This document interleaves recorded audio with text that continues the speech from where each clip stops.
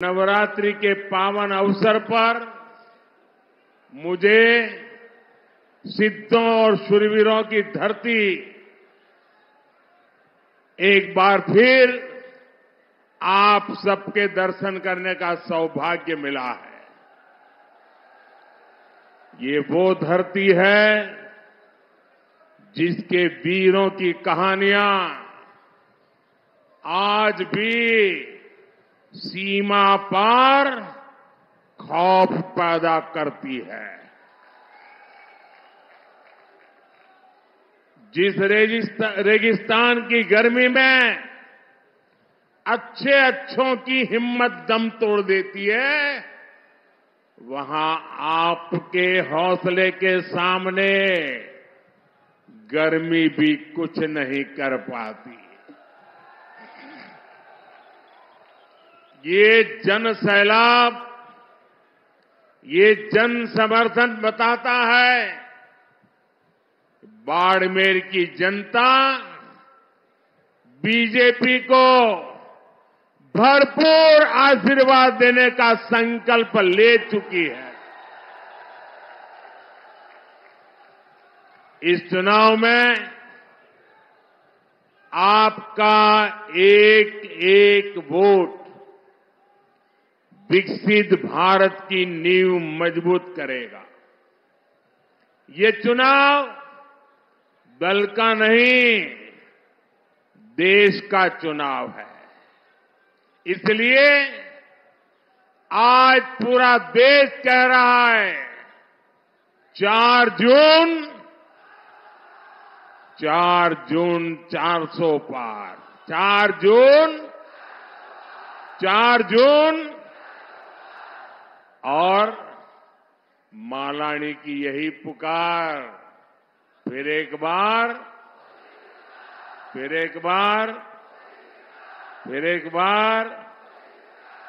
भाइयों और बहनों, बाड़मेर हमारी पार्टी के वरिष्ठ स्वर्गीय जसवंत सिंह जी का क्षेत्र है। यहां के लोगों ने हमेशा मुझे बोला है, मोदी जी आप देश के दुश्मनों को सबक सिखाओ, बाड़मेर जिताने की जिम्मेदारी हमारी। आप इस बार भी पहले से ज्यादा वोटों से बीजेपी को जिताएंगे, ये मेरा पक्का विश्वास है। साथियों, कांग्रेस पार्टी ने 5-6 दशक से ज्यादा देश पर हुकूमत की, लेकिन देश की कोई एक बड़ी समस्या ऐसी नहीं जिसका संपूर्ण समाधान कांग्रेस ने दिया हो। राजस्थान के लोगों से बेहतर इस बात को कौन जानेगा।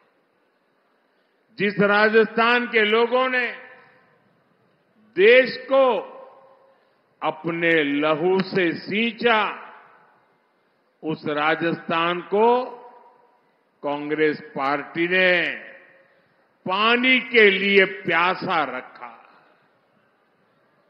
मेरी माताएं बहनें तपती गर्मी में रेतीले धोरों पर सिर पर घड़े रखकर कोस कोस चलकर पानी लेने जाती थी। हमारी बहनें यहां कहती थी, घी ढुले तो मारो कुछ न जासी, पानी ढुले मारो सब कुछ जासी। यानी पानी घी से भी ज्यादा मूल्यवान था। लेकिन 70 साल तक किसी ने इन माताओं बहनों की नहीं सुनी। जब आपने आपके बेटे मोदी को सेवा करने का मौका दिया। मैंने जल जीवन मिशन शुरू करके इस त्रासदी को खत्म करने का बीड़ा उठाया। जल जीवन मिशन से हमने राजस्थान के 50 लाख घरों तक पानी पहुंचाया है। लेकिन जितने दिन राजस्थान में कांग्रेस सरकार रही, उसने जल जीवन मिशन में भी जमकर भ्रष्टाचार किया। कांग्रेस ने राजस्थान तक पानी लाने के लिए ईआरसीपी परियोजना भी पूरी नहीं होने दी। वहीं हमारे भजनलाल शर्मा जी की सरकार ने 100 दिन के भीतर ही ईआरसीपी परियोजना को पास करवाया है। हरियाणा से पानी का समझौता भी हो गया है और हम लोग तो चाहे राजस्थान हो या चाहे गुजरात हो, हम लोग तो लाखा बंजारा को अपना आदर्श मानने वाले लोग हैं। हमारा संकल्प है कि हम राजस्थान के हर घर तक पानी पहुंचाए। साथियों, कांग्रेस की सोच ही विकास विरोधी है। ये लोग देश के सीमावर्ती गांवों को देश के आखिरी गांव कहते हैं। ये लोग सीमावर्ती जिलों को, वहां गांवों को जानबूझकर विकास से वंचित रखते थे। और आप हैरान हो जाएंगे, क्यों रखते थे, क्या तर्क देते थे? ऑफिशियली बताते थे। वो कहते थे कि सीमा के पास विकास होगा तो दुश्मन देश के भीतर आकर कब्जा करने की संभावना बढ़ जाएगी। ये शर्म की बात है कि नहीं भाई? क्या हम इतने बुद्धिल हैं कि हम बढ़िया रास्ते बनाए तो दुश्मन उस पर चढ़ जाएगा? क्या बात करते हो? शर्म आनी चाहिए आपको। आप मुझे बताइए, किस दुश्मन के कलेजे में इतनी हिम्मत है कि वो बाड़मेर की सीमा में घुसकर कब्जा करने की सोचे?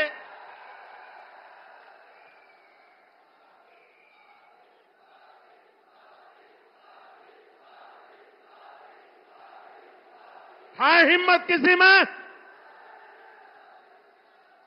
भाइयों बहनों, हम सीमावर्ती इलाकों को, सीमावर्ती गांवों को आखिरी गांव नहीं, देश का प्रथम गांव मानते हैं। हमारे लिए देश की सीमा यहां पूरी नहीं होती है। हमारे यहां से देश शुरू होता है। आज अगर देश में 4 करोड़ गरीबों को पीएम आवास मिले हैं, तो मेरे बाड़मेर को भी 2.25 लाख गरीबों को पक्के आवास का लाभ मिला है।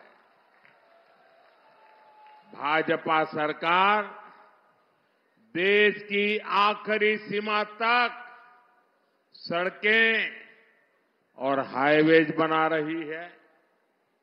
हमने बाड़मेर में मेडिकल कॉलेज भी खोला है। आज सीमावर्ती बाड़मेर में 72,000 करोड़ रुपए लागत की रिफाइनरी शुरू होने जा रही है। और मेरे बाड़मेर के भाई बहन सुनिए, अगर यहां कांग्रेस की सरकार न होती तो मेरे दूसरे टर्म में ही मैं आकर उद्घाटन कर जाता, लेकिन कांग्रेस ने ऐसे ऐसे रुकावटें डाली। लेकिन मैं आपको गारंटी देता हूं, मेरे तीसरे टर्म में मैं रिफाइनरी का उद्घाटन करने जरूर आऊंगा। और जिस दिन रिफाइनरी के उद्घाटन के लिए आऊंगा, उस दिन इस चुनाव विजय के लिए धन्यवाद भी करने आऊंगा। आने वाले समय में इस इलाके में रोजगार के अवसर पैदा होंगे, युवाओं के लिए नए रास्ते बनेंगे। मेरे बाड़मेर के भाई बहन जो पुराने लोग हैं, वो जब मेरी ये बात सुनते हैं तो उनको लगेगा या ये संभव है, ये होगा क्या? स्वाभाविक है कि ऐसी मुसीबतों में उन्होंने जिंदगी गुजारी है। यहां से पलायन होना बहुत स्वाभाविक था। मां बाप भी बच्चों को कहते थे, भाई कहीं और चले जाओ, यहां रह के क्या करोगे? वो दिन थे। ऐसा ही हाल कच्छ का था। मैं गुजरात का अनुभव बताता हूं आपको। कच्छ का भी हाल ऐसा ही था। लेकिन 2001 के भूकंप के बाद गुजरात के लोगों ने मुझे सेवा का मौका दिया। आज पूरे हिंदुस्तान का सबसे तेज विकास करने वाले जो जिले हैं, उसमें आज कच्छ जिला पहुंच गया है। मुंबई में जमीन की जो कीमत होती है, वो कच्छ की जमीन की कीमत हो गई है। अगर कच्छ बदल सकता है तो बाड़मेर बदल सकता है कि नहीं बदल सकता है? बदल सकता है कि नहीं बदल सकता है? मैं ये करके आया हूं और इसलिए मैं गारंटी देता हूं, ये भी मैं करके रहूंगा। यहां के एयरपोर्ट में भी पिछली सरकार ने जमकर रोड़े अटकाए थे। अगर कांग्रेस ने बेवजह ब्रेक न लगाया होता तो यहां का एयरपोर्ट 2 साल पहले ही चालू हो जाता। साथियों, कांग्रेस ने जिन लोगों को दशकों तक नहीं पूछा, मोदी उनको पूजता है। हमारे आदिवासी समाज के बच्चे आगे बढ़े, इसके लिए हम एकलव्य मॉडल आवासीय स्कूल खोल रहे हैं। आदिवासी समाज को सिकल सेल एनीमिया से मुक्ति दिलाने के लिए हम अभियान चला रहे हैं। भाजपा ने आदिवासी समाज को सम्मान दिलाने के लिए देश को पहली महिला आदिवासी राष्ट्रपति दी है। हमारे गांव ढाणियों की महिलाएं, मेघवाल समाज, लंगा, मंगणियार समाज के लोग पीढ़ियों से हस्तकला का काम करते आए हैं। भाजपा ने पहली बार उन्हें आगे बढ़ाने के लिए पीएम विश्वकर्मा योजना शुरू की है।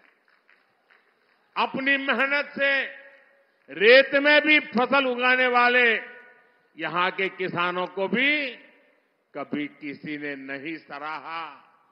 आज हम किसानों के सीधे उनके खातों में पीएम किसान सम्मान निधि भेज रहे हैं। किसानों की आय बढ़े, इसके लिए हम मोटे अनाजों को, श्री अन्न को पूरी दुनिया में प्रमोट कर रहे हैं। ये हमारा बाजरा कोई पूछता नहीं था, सिर्फ हम गांव के लोग खाते थे। आपको जानकर के खुशी होगी, अभी मैं जब अमेरिका गया तो अमेरिका ने राष्ट्रपति ने अपने घर में व्हाइट हाउस में बड़ा भोज रखा था। लेकिन मजा देखिए, उस भोज में जितनी चीजें खाने के लिए बनाई थी वो हमारे मोटे अनाज में से बनाई थी। हमारे बाजरे, हमारा ज्वार उसमें से बनाई थी। दुनिया में जो मेरा छोटा किसान पानी के अभाव में खेती करता है, मोटा अनाज पैदा करता है। मैंने दुनिया को समझाया है ये मामूली अनाज नहीं है, ये सुपर फूड है, सुपर फूड। आपकी सेहत के लिए उत्तम फूड है। और मैं दुनिया में आपके किसानों के द्वारा बनाई ये बाजरा ज्वार दुनिया में बेच रहा हूं दोस्तों। मूंग का समर्थन मूल्य भी आज जितना है उतना कभी नहीं था। मोदी आपके सुख दुख में आपके साथ है, क्योंकि आपके सपने ही मेरे संकल्प है। साथियों, एससी, एसटी, ओबीसी भाइयों और बहनों के साथ दशकों तक भेदभाव करने वाली कांग्रेस आजकल एक पुरानी रिकॉर्ड बजा रही है। जब भी चुनाव आता है, संविधान के नाम पर झूठ बोलना ये इंडिया अलायंस के सब साथियों की फैशन बन गई है।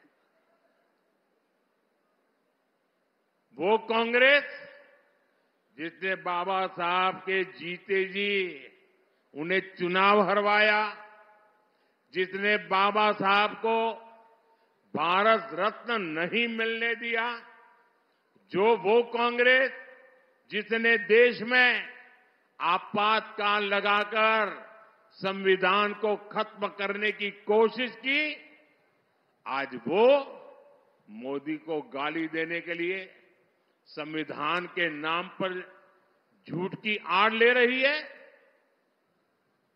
ये मोदी है जिसने देश में पहली बार संविधान दिवस मनाना शुरू किया।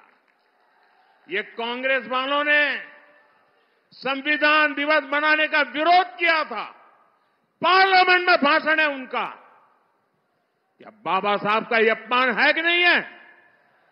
संविधान का अपमान है कि नहीं है? इतना ही नहीं, ये मोदी है जिसने बाबा साहब से जुड़े पंच तीर्थों का विकास किया।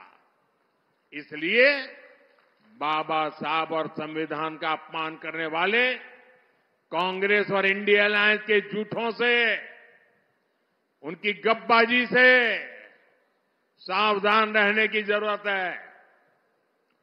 और कांग्रेस वाले सुन लें, ये 400 सीट की बात देश की जनता ने इसलिए की है कि आपने 10 साल पार्लियामेंट में मुझे अच्छे काम करने के लिए रोकने की लगातार कोशिश की है। और इसलिए देश आपको, कांग्रेस को सजा देना चाहता है और साफ कर देने का मन बना लिया है। और जहां तक संविधान का सवाल है, आप मान के चलिए और मोदी के शब्द लिख के रखिए, बाबा साहब आंबेडकर खुद आ जाए तो भी संविधान खत्म नहीं कर सकते हैं।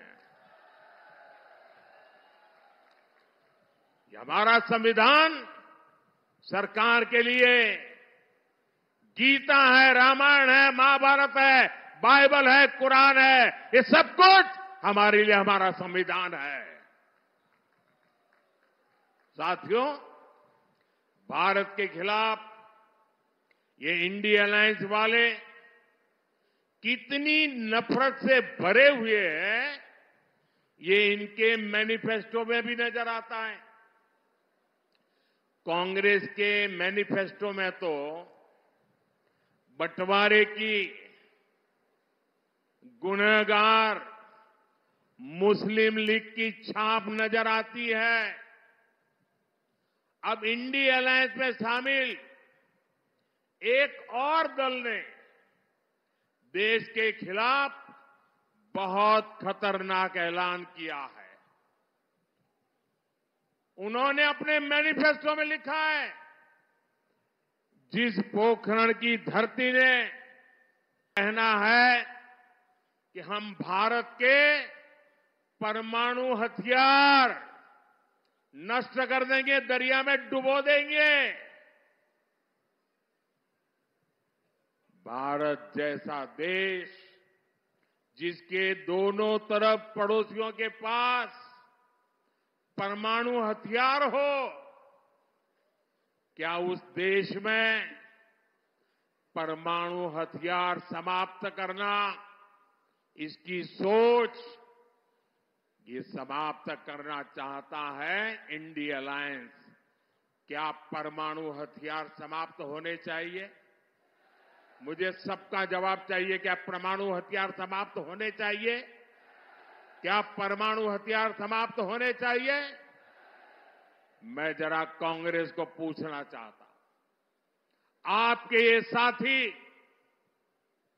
ये आपके इंडिया अलायंस के साथी किसके इशारे पर काम कर रहे हैं? ये कैसा गठबंधन है जो भारत को शक्तिहीन करना चाहता है? आखिर किसके दबाव में आपका ये गठबंधन हमारे परमाणु ताकत को समाप्त करना चाहता है? एक तरफ मोदी भारत को शक्तिशाली राष्ट्र बनाने में जुटा है, वहीं इंडी गठबंधन वाले भारत को कमजोर देश बनाने का ऐलान कर रहे हैं। माता तनोट राय की धरती के लोग क्या इसे स्वीकार करेंगे? कमजोर देश आपको मंजूर है? शक्तिहीन देश आपको मंजूर है? क्या ऐसा सोचने वालों को सजा देंगे? इस चुनाव में सजा देंगे? कमल पर वोट दबा करके उनको सजा देंगे? और इसलिए पूरे देश के लोगों को इंडी गठबंधन से सतर्क रहने की जरूरत है। साथियों, जिस भारत मां के लिए हम अपने जीवन की परवाह नहीं करते, ये कांग्रेस पार्टी उसे सिर्फ एक जमीन का टुकड़ा मानती है। और इसलिए कांग्रेस के राष्ट्रीय अध्यक्ष राजस्थान की वीर भूमि में आकर कहते हैं कि मोदी ने कश्मीर से 370 हटाया तो राजस्थान से उसका क्या लेना देना, क्या वास्ता? यहां आकर के बोल के गए। ये राजस्थान की राष्ट्रभक्ति पर ऐसा सवाल करने की हिम्मत करते हैं? जिस राजस्थान के वीरों ने सीमा पर कश्मीर के लिए सीने पर गोलियां खाई, उससे पूछते हो कि कश्मीर से क्या वास्ता? इस बाड़मेर के सपूत भीखाराम मुंड ने करगिल युद्ध में अपना बलिदान दे दिया था। और कांग्रेस कहती है कि कश्मीर का राजस्थान से क्या वास्ता? जिस राजस्थान में, कश्मीर में जन्मे बाबू साहब रामदेव जी की घर घर पूजा होती हो, उससे पूछते हो कि कश्मीर से क्या रिश्ता? जब कश्मीरी हिंदुओं को उनके घर से खदेड़ा गया था, तब कितने ही परिवारों को राजस्थान ने बसाया था, गले लगाया था। और ये पूछते हैं कि राजस्थान का कश्मीर से क्या वास्ता? अरे उनको पता नहीं होगा, करगिल के लोग ईरान गए थे और ईरान में कोविड की भयंकर महामारी में फंस गए थे। उनको वापस लाना था, कोविड के साथ लाना था, बड़ा संकट का काम था। उनको हिंदुस्तान ला करके कहां रखे? देश को जान करके गर्व होगा, ये मेरे राजस्थान की वीर भूमि है। जैसलमेर में ईरान से लाए गए कोविड के वो सारे लोग जो करगिल के रहने वाले थे, वहां वो माइनस टेम्परेचर में रहते हैं, यहां 35-40 डिग्री टेम्परेचर में महीना भर रहे। जब ठीक हुए तब राजस्थान ने उनको घर वापस भेजा था। ये है मेरा राजस्थान। कांग्रेस भारत को भाषा, प्रांत, जात पात में तोड़ना चाहती है। इसलिए आपको इस चुनाव में कांग्रेस को फिर एक बार सबक सिखाना है। साथियों, कांग्रेस हर उस काम का विरोध करती है जो देश हित में होता है। कांग्रेस हर उस ताकत के साथ खड़ी हो जाती है जो देश विरोधी होती है।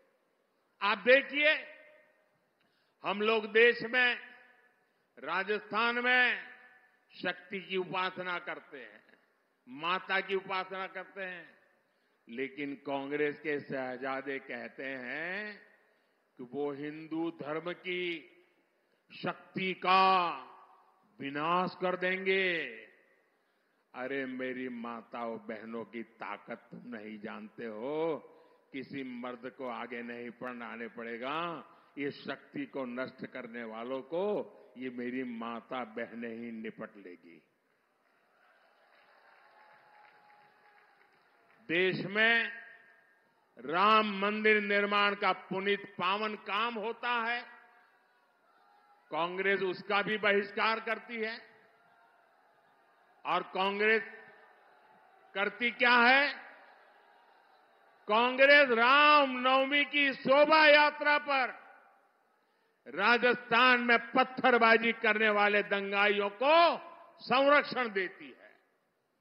देश पे घुसपैठिए आते हैं तो कांग्रेस उनका स्वागत करती है, लेकिन भारत विभाजन का विरोध करने वाले हमारे दलित और सिख भाई बहनों को नागरिकता देने वाले सीएए का ये विरोध करते हैं। मैं आपसे पूछता हूं, क्या कांग्रेस एक भी सीट राजस्थान से जीतने की हकदार है क्या? हकदार है क्या? एक भी सीट बचनी चाहिए क्या उनकी? इस बार तो उनकी सीटों की जमानत जानी चाहिए भाइयों। जाएगी? साफ कर दीजिए उनको, ये सुधरेंगे नहीं। साथियों, 26 अप्रैल को राजस्थान और देश के भविष्य के लिए एक बहुत बड़ा दिन है। और मैं रिफाइनरी के उद्घाटन के लिए जब आऊंगा तब आपको मैं याद कराऊंगा कि इसका महत्व क्या है। भारतीय जनता पार्टी ने बाड़मेर से कमल की जिम्मेदारी भाई कैलाश चौधरी जी को दी है। इसलिए आपको मोदी की गारंटी पर भरोसा करते हुए कमल पर बटन दबाने के लिए प्रार्थना करने आया हूं। आपके आशीर्वाद लेने आया हूं। मेरी माताएं बहनों के आशीर्वाद, मेरे नौजवानों के आशीर्वाद, मेरे बुजुर्गों के आशीर्वाद, धानी धानी मेरे किसान भाई बहनों के आशीर्वाद, यही मेरी ऊर्जा है, यही मेरी ताकत है। चाहे जितनी गर्मी हो, 26 अप्रैल को सुबह सुबह ही कमल का फूल खिलना चाहिए। खिलेगा? और इसलिए मेरा अनुरोध है, पहले मतदान फिर जलपान, पहले मतदान फिर। अच्छा, मेरा एक और काम करोगे? जरा हाथ ऊपर करके बताइए, करोगे? सबके सब करोगे? माताएं बहनें भी करेगी? देखिए, पहले तो मैं राजस्थान में बहुत घूमा हूं, सब दूर जाता था, संगठन का काम करता था, इन सबके साथ कंधे से कंधा मिलाकर के काम किया है। लेकिन अब आपने इतना काम दिया है कि मैं सब जगह पे जा नहीं सकता हूं। तो मेरा एक काम करोगे? घर घर जाकर बताइएगा कि अपने मोदी बाड़मेर आए थे और मोदी ने आपको प्रणाम कहा है। मेरा प्रणाम पहुंचा दोगे? हर परिवार में मेरा प्रणाम पहुंचाओगे? हर माता बहन को मेरा प्रणाम पहुंचाओगे? हर बुजुर्ग को मेरा प्रणाम पहुंचाओगे? जब इन सबको मेरा प्रणाम पहुंचेगा ना, तो मन से मुझे आशीर्वाद देंगे और वो आशीर्वाद मुझे ऐसी ताकत देगा कि विकसित भारत का सपना पूरा करने के लिए मैं अपनी पूरी ऊर्जा लगा दूं। मेरे साथ बोलिए, भारत माता की